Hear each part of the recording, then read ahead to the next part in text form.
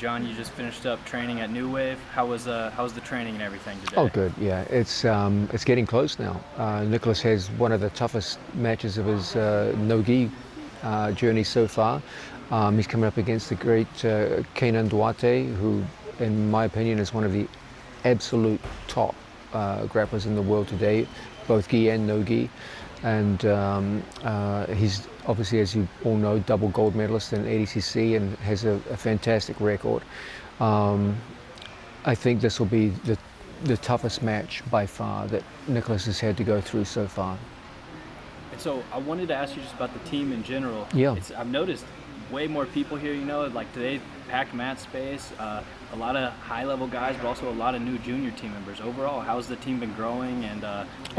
It's kind of difficult for us to grow right now because we don't have our own space. So we're limited in terms of mat size and available time slots.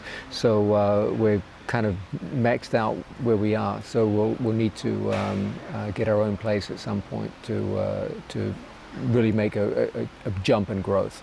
But you're right, there's more people are interested in the program, and there's quite a bit of fascination on how did these guys get good quickly, and people want to come in and see what that process is.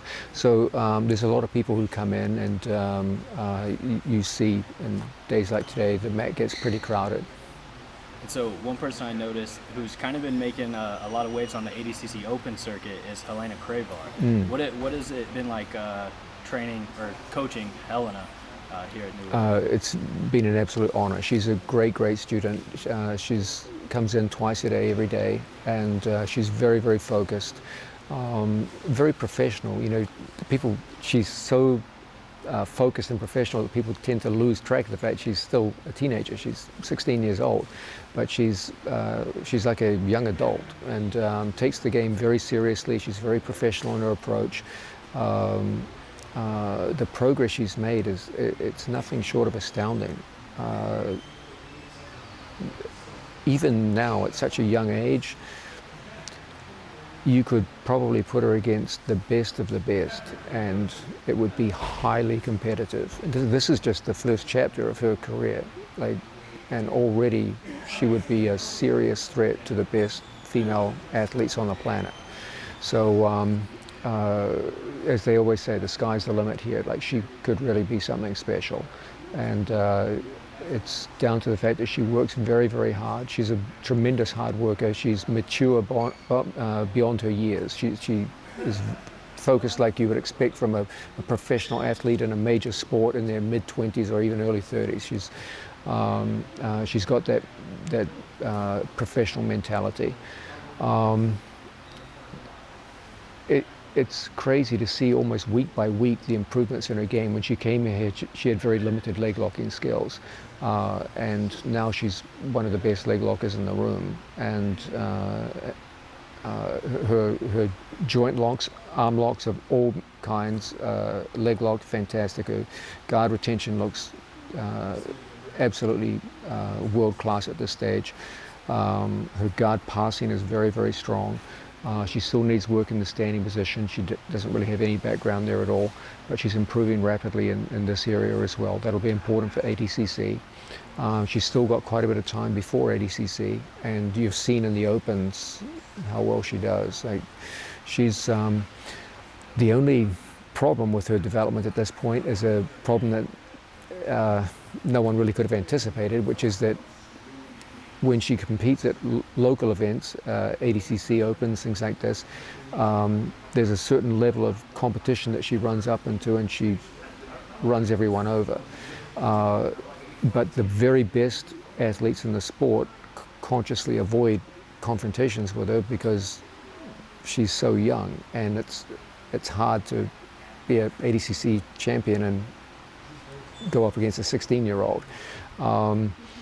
And so there's this question, the first time she meets the best people in the world will probably have to be in ADCC, because no one wants to go against her in other competitions. So there's this, that's the only thing that worries me. She's going to have to go from ADC Opens to ADCC with no intermission, just from one level to another. And that will be probably the hardest part of the early chapters of Helena's career. What's your expectation for her when she makes her Who's Number One debut on August 10th? I think she's going to be something that, I think there's going to be a lot of eyes on that match. There's a considerable interest in Helena's rise. She's got a very good opponent. She has a very talented opponent from Australia who's training here in Texas now, working with Nikki Ryan and B Team.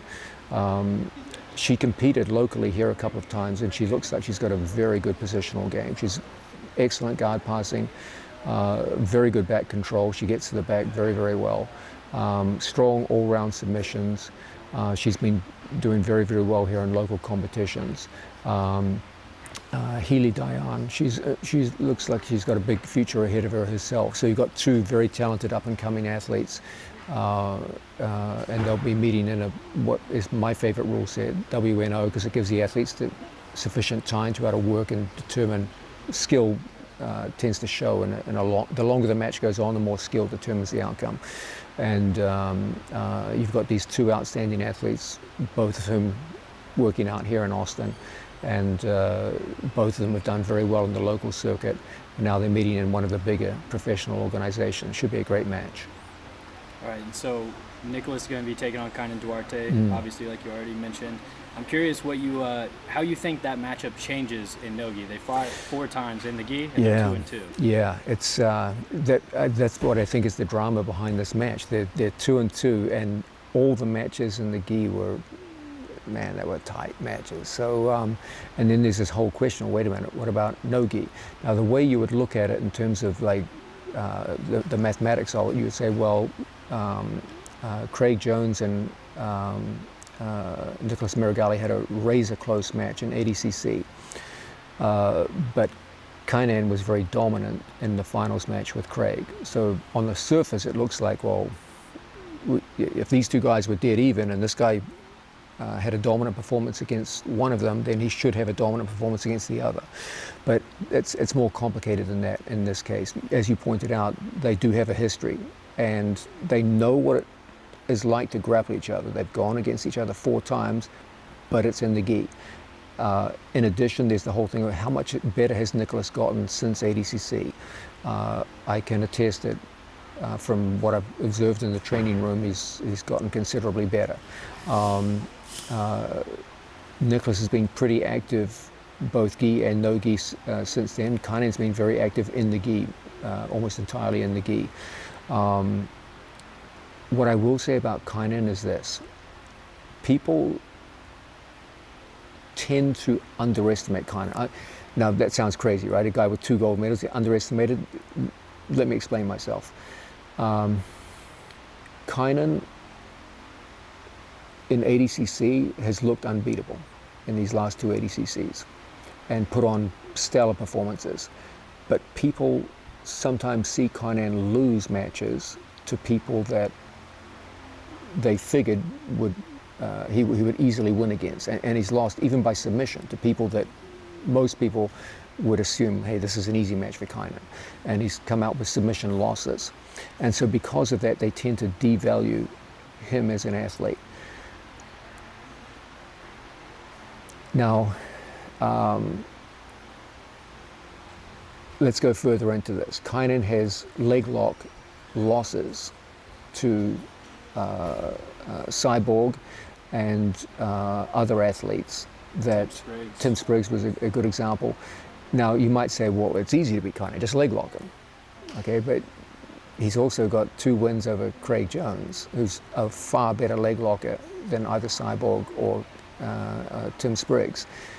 So what does this tell you? What's going on there? How is it that this guy gets heel hooked by Cyborg and Tim Spriggs, but has 2 matches with Craig Jones where he never even got into a heel hook? Forget about finished by 1. It's because really there's 2 Kaynan Duartes. There's A-game Kaynan when he comes out looking to negate what you're doing and win, versus Kaynan when he kind of looks at you as someone who can beat easily and he takes more risks. When he plays that risk game, that's when he gets caught.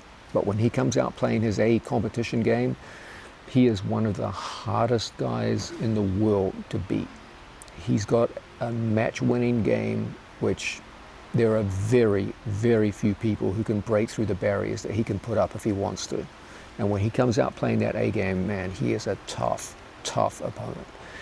So these guys know each other. They both have a lot of respect for each other's ability. It's going to be A game kind of that comes out for this match. And this is going to be a tough, tough test for Nicholas, let me tell you. Nicholas is a gifted athlete, one of the most brilliant and creative people I've ever seen in training, and indeed in competition. But Kynan is like the consummate. When he comes out playing that A game of his, when he wants to win that gold, he comes out making very few mistakes. He comes out with tremendous physical pressure. He comes in tremendous shape. He's got some of the best physicality in the entire game of jiu-jitsu. He's a real athlete, and this will be a very, very tough test for Nicholas. Very well said. I just want to ask you one last thing about Big Dan, actually. Big Dan just went on Sub Hunter Pro. Yes. Got 3 smother tap victories. What do you think of his performance?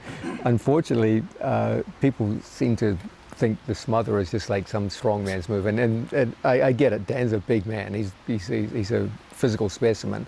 So I think when most people saw that, they were like, "Oh, he's just a big guy smashing small people," and then they, of course, forgot about the technique that got him in that position in the first place. And even the smother, there is to actually immobilize someone and hold them down. It's actually quite difficult. It's much easier to strangle people than it is to smother them.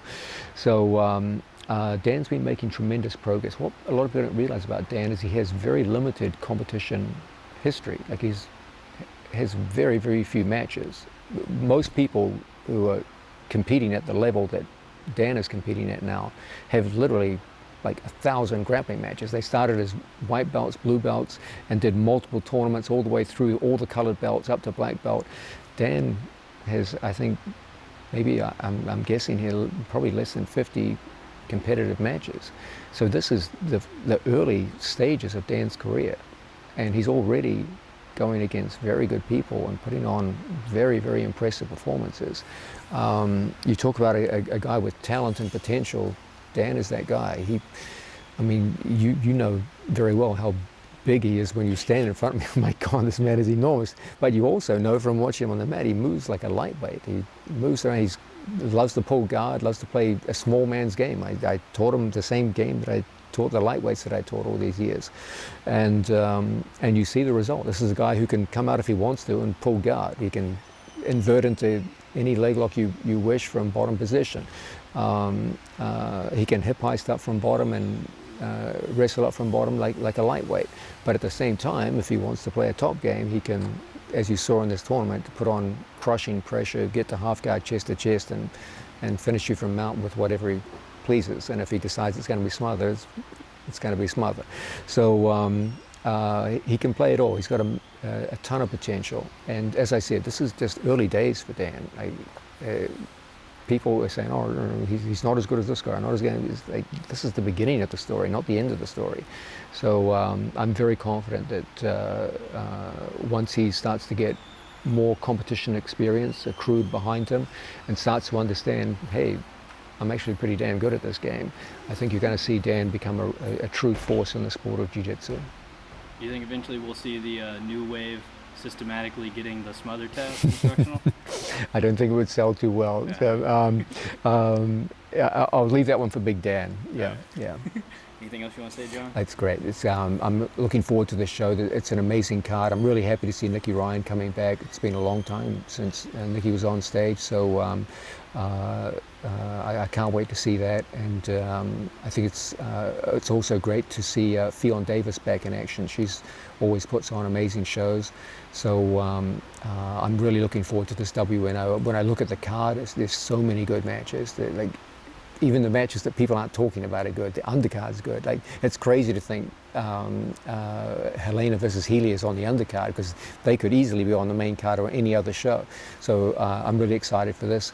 I hope you all enjoy it. Awesome. Thank you, John.